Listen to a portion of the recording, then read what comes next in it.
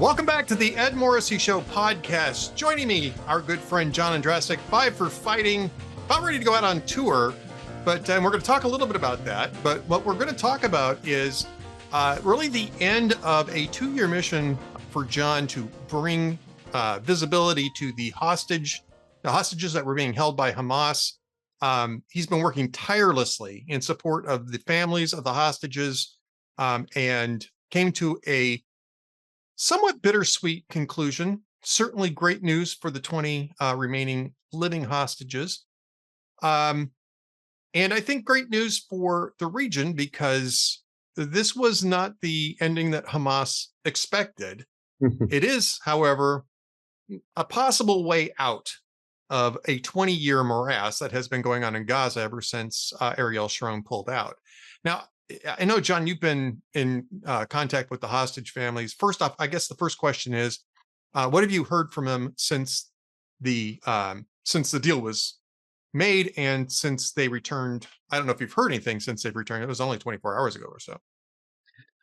Well, certainly, if there's an infinite joy and euphoria, you've seen that with many of the reunification videos. Yes. For me personally, as you know, I've been working firsthand with Edith Oel, the mother of Alon Oel. And I still am kind of in shock, Ed. I'm sitting here, it almost feels like a dream. As much as we prayed and hoped, I think many of us thought this day would never come. It truly is a miracle. And to see pictures of Edith and Alon and their family together and hugging and crying and all of the videos that we've seen over the last 24 hours, it just brings, joy and gratitude and a feeling that, this stuff we were doing, had a purpose. And then on the other hand, of course, there are the hostage families whose loved ones are not coming home. And you think of them watching these videos. Rachel Goldberg, who I was working with before her son Hirsch was murdered. Again, you think of Rachel, but, talking about incredible humans, after her son was killed, she continued to advocate for the hostages. And today she's recognizing and celebrating those who came home. And you just look at these people who are superhuman. And then I think beyond the 20 families that we're so happy for, I think the big picture is it's a triumph of good over evil. And sometimes that sounds kind of silly, but it really is. Getting the hostages home, I think, is a triumph in so many ways. You notice the folks on the other side are silent. They're not celebrating anything. Hamas is literally, killing Gazans in the streets. They're not condemning that. It's a victory for good.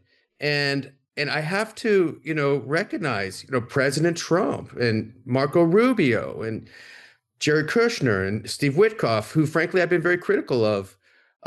They, in my mind, accomplished kind of the impossible, and we'll see where it goes.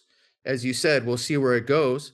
But the fact that the hostages are home, that weight that has been on us since October 7, 2023, that inability to breathe deeply, that relief, I think, has transformed kind of, in my mind, the good guys to a new feeling of power, righteousness, and the fact that we can perhaps solve this, this terrible dynamic that's existed for millennia.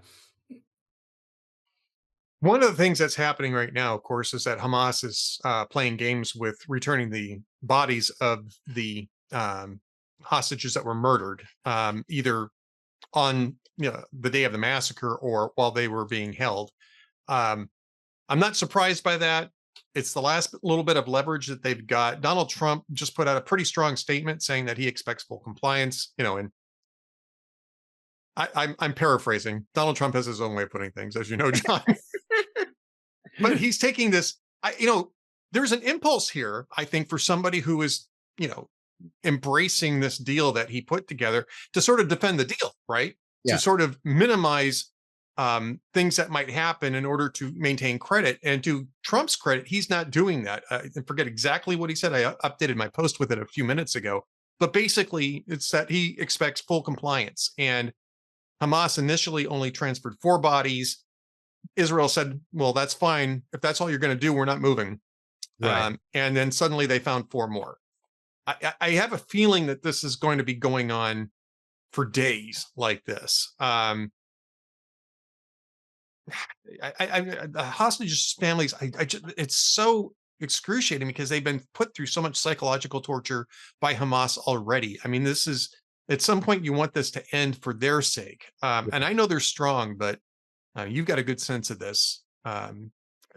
What's how do you get through this? How are they getting through this? I guess I don't know how they've gotten through it since day one. I think support, their faith, they are superhuman.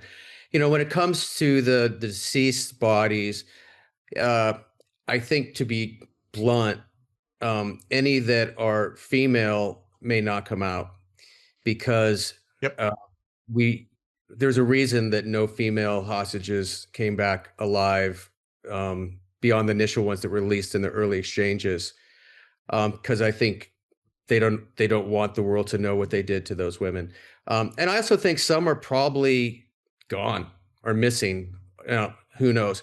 But look, I think the dynamic of this deal, from the beginning, was understanding that Hamas is not going to abide by the deal. And I think that's a calculation that the president, Marco Rubio, and even frankly, the Middle Eastern, states that joined on, they know that, they have a certain control over them. So I think, getting the hostages, the live hostages out were key, because that was certainly, the bodies are some leverage, but it's certainly not the leverage of live human beings. So, so we'll see. I think you'll get some more out, but look, I think Israel and the president were, frankly, counting on Hamas to violate the deal so they can go clean up some more of this stuff. And we'll see where it goes. It's fascinating because, you can lean on Qatar, you can lean on Egypt, but now it's really going to get interesting, geopolitically. I don't know what's going to happen. I hope as many of the bodies come out as possible for those families, but I think the find out phase is not over. And it'll be fascinating to see over the next weeks and months and years, frankly, how this all plays out. I want to get to the response of the entertainment industry because you've been very vocal about that. But before we get there, you've been to Hostage Square. You were performing out there. You were there when Iran started firing, missiles into Israel the first time. That was while you were out there in Hostage Square. It's been, I guess, renamed Freedom Square, which is great. Isn't that awesome? I love that. It's awesome. I love it. I mean, I'm not sure if you've even thought about this. Are you planning to go back? Are you planning to do anything more as the hostages are rehabilitating themselves? I mean, it's going to be a long road back for them. You've been such an amazing support for these families. I'm just wondering if they're even planning on anything like this down the road for the hostages that made it out. Yeah, I think right now everybody's exhausted and grateful and hugging and crying, and who knows what will come. I saw President Trump in Israel meeting with some of the former hostages and their families who'd come out, months ago, maybe even a year ago.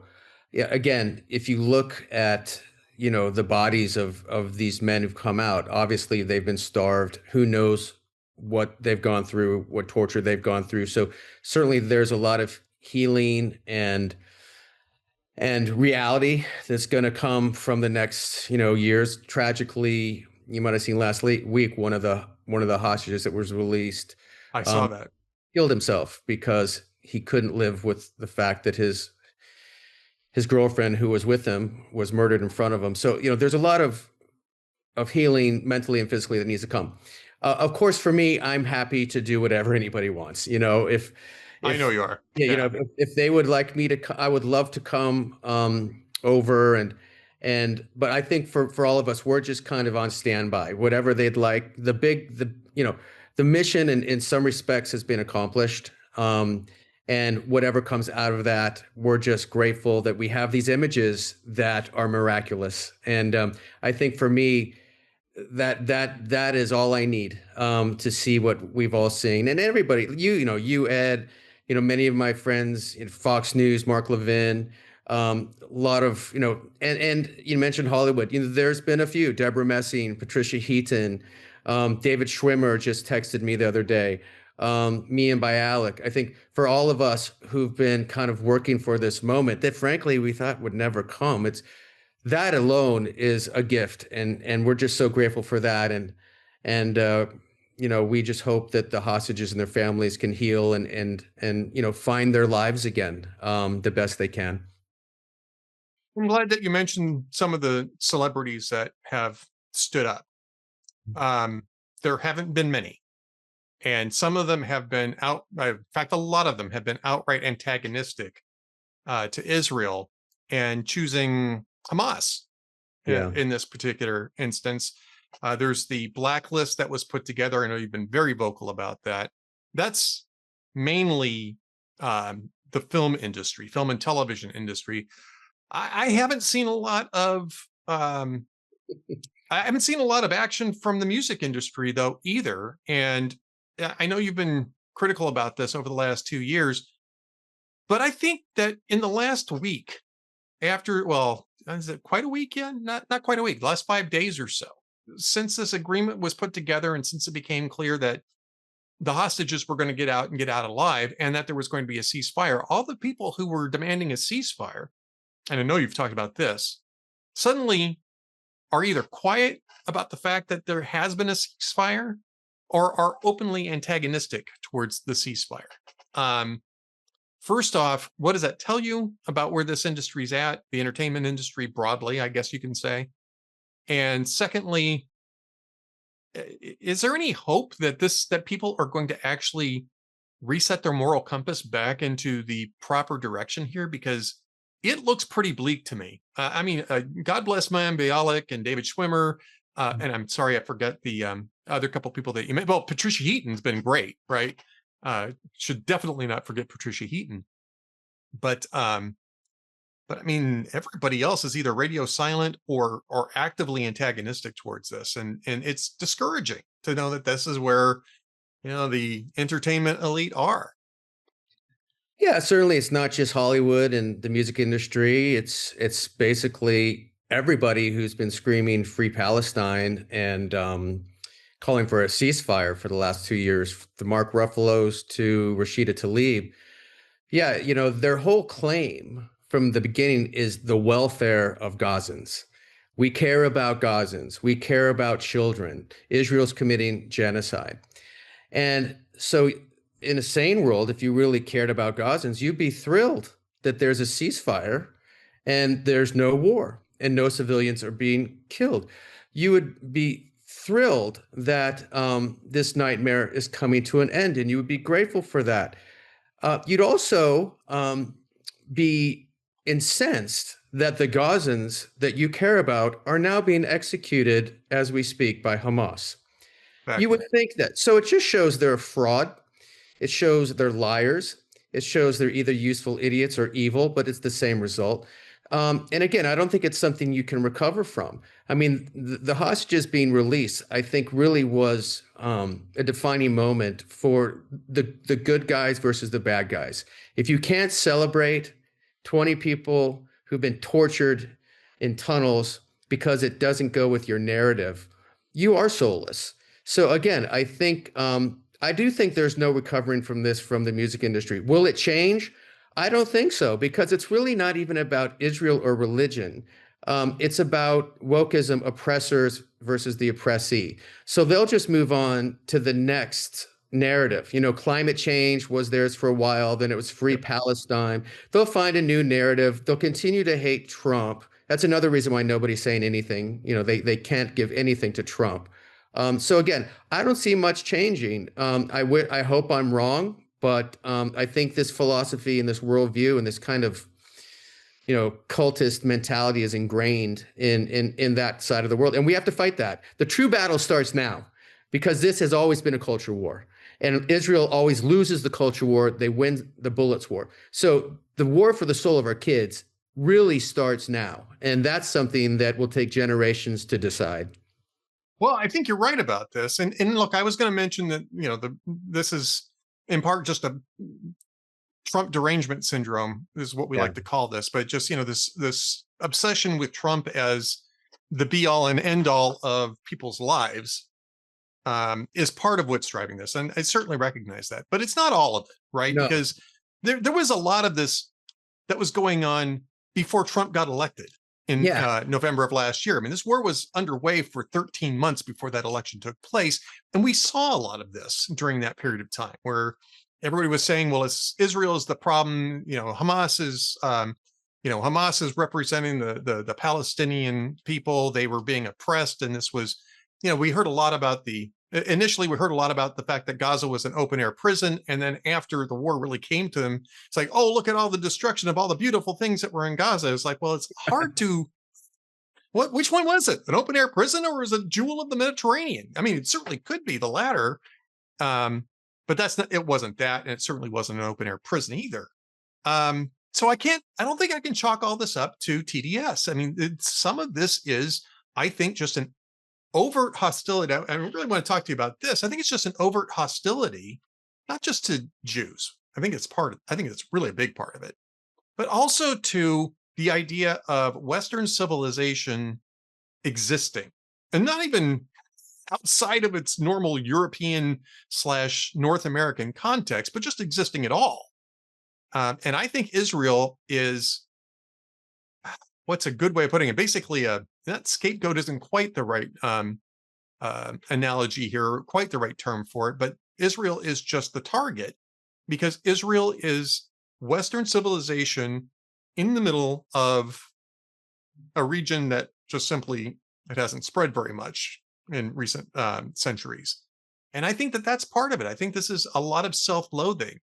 This is part of this whole, Adam Baldwin would say this is part of the whole, deconstruct Western civilization sort of effort that we've been stuffing into kids' heads for the last 30, 40 years in academia. And I think this is the payoff of it.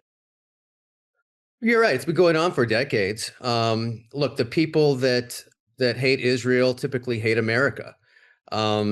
It's Marxism, it's anti-Semitism, it's wokeism, and it becomes so insane that you have like queers for Palestine, who would be tortured and raped. Oh yeah, Adam and I used to have conversations about that. I'll tell you that for sure. But the thing is, it would be kind of funny if it was just a little niche, but it's not.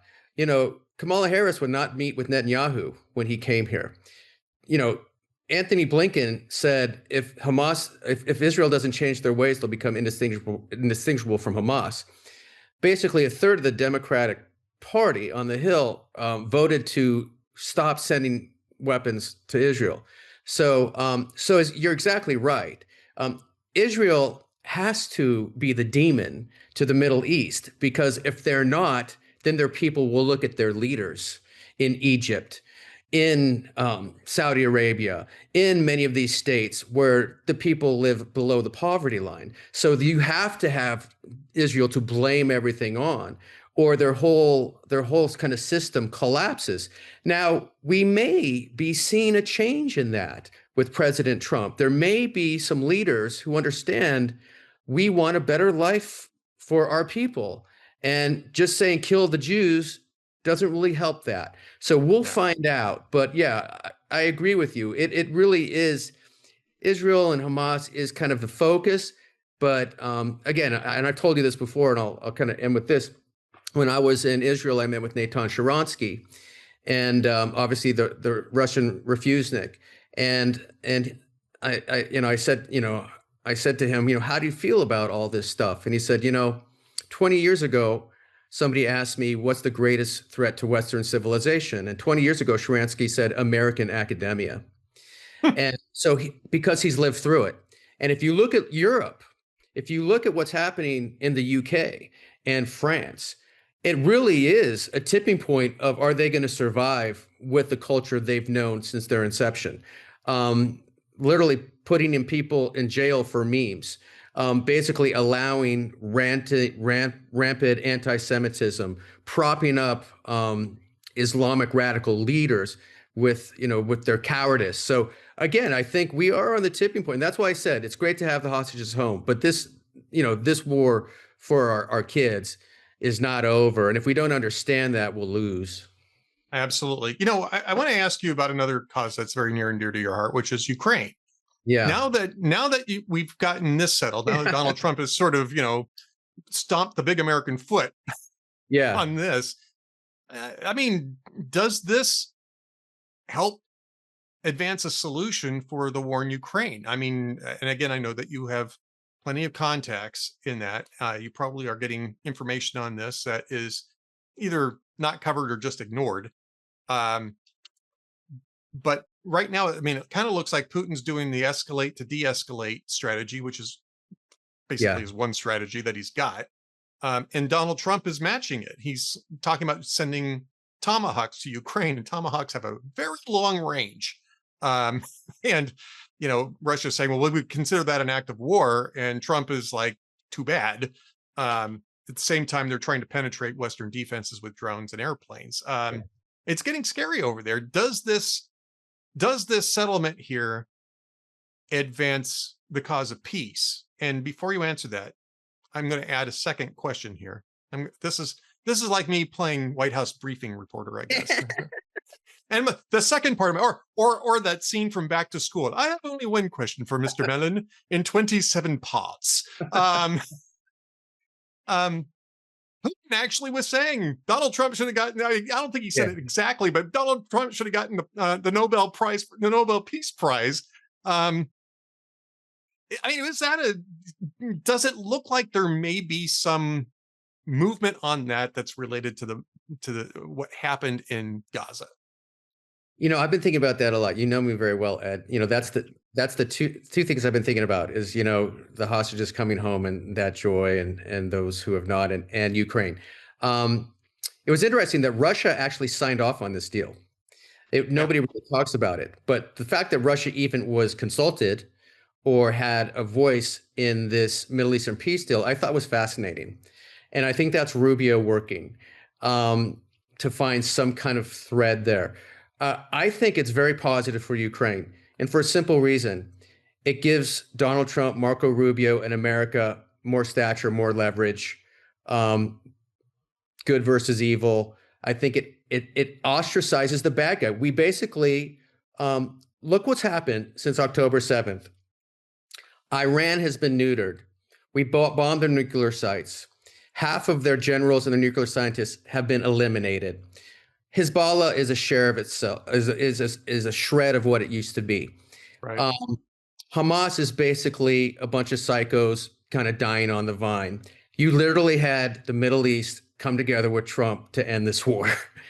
That isolates the bad guys. If I'm China, if I am Russia, I am not happy today. So I think the stronger the United States is, it gives us more leverage, more people. Mike Waltz is at the UN. He's going to clean up that cesspool or fund it. So I think whenever we're on the front foot, that when America is strong, it's bad for the bad guys. So I do think I'm encouraged about, of course, Putin, is Putin, and we knew from the beginning he was going to play Trump. But Trump doesn't like to get played, and you saw that. You saw that with Iran. I think you saw a little bit of that with Hamas. He's not going to like it when they break the deal. So yeah, I'm actually very encouraged. I've been talking to some folks over in Ukraine. I think they're encouraged. And Trump's not afraid to do what no one else would do. He will give them missiles, and he's not going to be, if you can bomb Iran, you can give Ukraine a few missiles to make Putin think twice. So again, I'm encouraged about everything today. Probably over optimistic, Ed, but I'm kind of euphoric, so maybe I'm kind of living in dream. But no, I am. I would not be surprised with and also taking this off kind of Rubio's plate, and we can devote more energy and time to Ukraine. I think that also is just kind of a pragmatic thing. So we'll see what happens. But yeah, I'm optimistic about basically everything. Well, I know that you're also optimistic about your upcoming tour, and we have to plug your upcoming tour, and we have to plug something else. Someone's book. Trying. Yeah. Someone's book is doing very well, right? Stop Trying by Carla Ondrasik. Got a chance to interview her a couple times about this. Her book's doing well, right? Well, she loves you, and it is doing well. We had a beautiful moment yesterday. We went to the Barnes and Noble in the neighborhood, and Carla, for the first time, saw her book in a store and was able to sign them and bought her book. And it brought me back, 25 years ago when I walked into a record store, Tower Records, and I bought my first record for the first time. And to see her have that moment was beautiful. I mean, there were tears. So proud of her. Yeah, Stop Trying's doing great. She's continuing to do, more and more podcasts, and people are loving the message about, taking over kind of some control of your lives. And thank you for that. And to continue with the family, my daughter Olivia is opening for me on tour, which starts next week. Yeah. October 21st in Tucson, then Phoenix, and then of course we'll be going up California and hitting Washington, Oregon, with the string quartet, right? So it's time for the string quartet, Five for Fighting String Quartet. So yeah, it's beautiful for folks who would like to come and kind of celebrate. I'm so excited to play Superman for Alone now that he's home. I'm so excited to share that with audiences, and it's going to be a much brighter tour, I think, joyful tour. So yeah, we're excited. We're ready. We're revving up the Sprinter, and we'll see everybody starting next week. You can find out information about this on the Five for Fighting website, fiveforfighting.com. It's behind me actually at the moment. And I guess you're not going to be in Texas with the string quartet, at least not yet. But we'll try to figure something out there. Try to woo you back out to Texas at some point here. But yeah, so fiveforfighting.com. Go check that out. Carla's book, Stop Trying. You can check out the podcast here at Hot Air, or go to relevantradio.com, where we had a great conversation there as well. And John is also on Twitter at John Ondrasik. And so he's always got something very interesting and morally centered to say there. So be sure to check that out as well. John Ondrasik, thank you so much. Good luck on your tour. And we're going to get you back here real soon, talk more about this. Always a pleasure. Thanks, Ed. Have a great day.